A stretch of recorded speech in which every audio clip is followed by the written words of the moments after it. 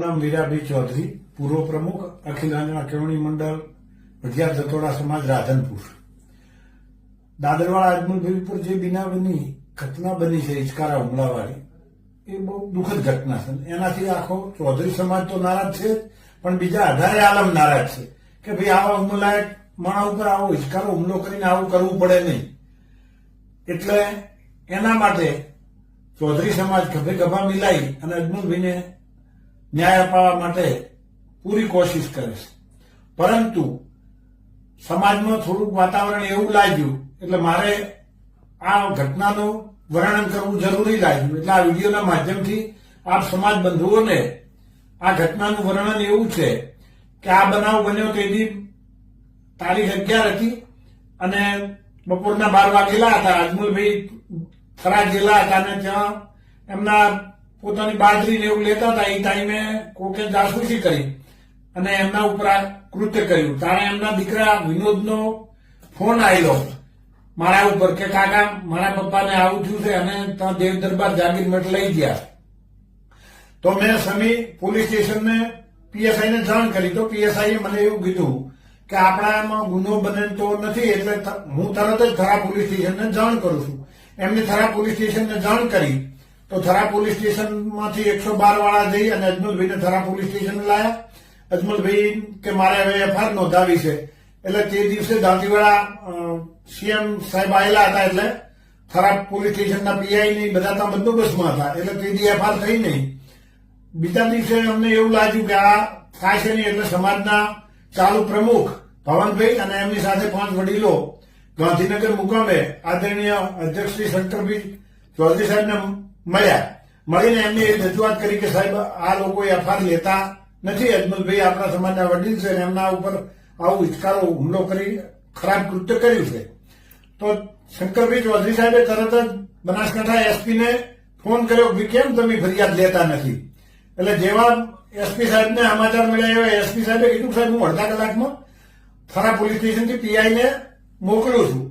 તો ત્યાંથી અજમલભાઈ પાટણ દવાખાને હતા, એમાં અડધા કલાકમાં થરા પોલીસ સ્ટેશનના પીઆઈ વિંછુડા સાહેબ ત્યાં પહોંચ્યા. ત્યાં અજમલભાઈને સાંભળ્યા, એમને ફરિયાદ લીધી.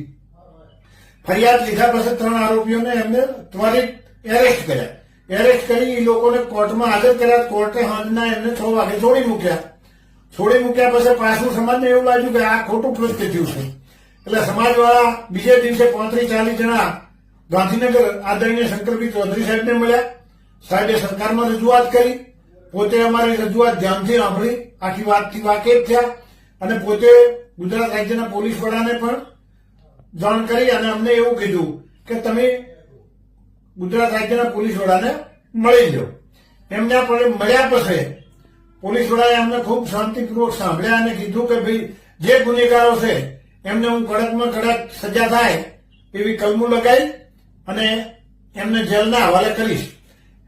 આવી બધી વિધિ થઈ અને જુઓ સુધી અમે ઘેર પણ પહોંચ્યા નતા રાધનપુર મુકામે અને તરત જ ઓલા 3 આરોપીઓને એરેસ્ટ કરી અને એ લોકોને એકને સુરત, એકને ભાવનગર, એકને જામનગર જેલમાં ધકેલી દેવામાં આવ્યા. એમના ઉપર પાસાની કલમ લગાવવામાં આવી. આ બધું થયા પછી 31 તારીખે પાછા સમાજ બંધુઓ સિનાડ મુકામે એકત્રિત થયા.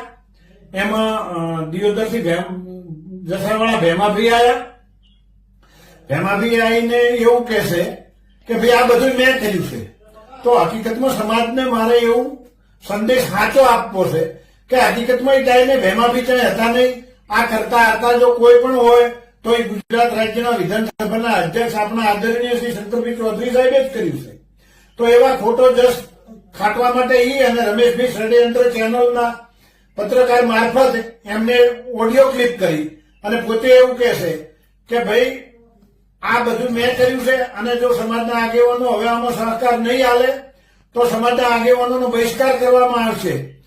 તો ભેમાભાઈ મારે તમને એક સંદેશો પહોંચાડવો છે આ વિડીયોના માધ્યમથી કે જો આપ સમાજના આટલા હિતેશુ હતા તો વિધાનસભાની ચૂંટણી વખતે શિવાબા ભુરિયાને સામે ચૌધરી સમાજમાંથી આપ પાર્ટીમાં આપે ફોર્મ ભર્યું હતું ને, તો સમાજે તો એ ટાઈમે આપનો બહિષ્કાર કર્યો અને આપને 1500 વોટ મળ્યા હતા. બીજું રેખાબેન લોકસભા લડતા હતા તારે આપણે શું કૃત્ય કર્યું હતું એ બધા સમાજ જાણે છે. તો આપને જે કરવું હોય એ કરવાની છૂટ હોય છે, અને સમાજમાં આવા વર્ગ વિગ્રહ શું કેમ કરાવો છો ભાઈ?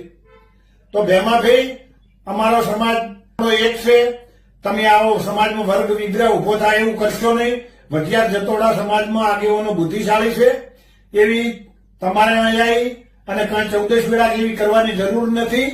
એટલે મહેરબાની કરીને તમે આવું કૃત્ય ના કરશો. તમે સાચા હિતેશુ સમાજના છો, એ સમાજ બધું હવે સમજી ગયો છે કે તમે રાજકારણના રોટલા શેકવા માટે જ આ કૃત્ય કરો છો. તમારે રાજકારણમાં ટકી રહેવું હોય એટલે આ બધું કરવું પડે. આપ આ પાર્ટીમાંથી છૂટીને હવે કોંગ્રેસમાં જોડાઈ ગયા. શું કેમ ભાઈ? આપણે રાજકારણ કરવું છે, એટલે ભવિષ્યમાં આવું ના કરશો. સમાજને એક રહેવા દો.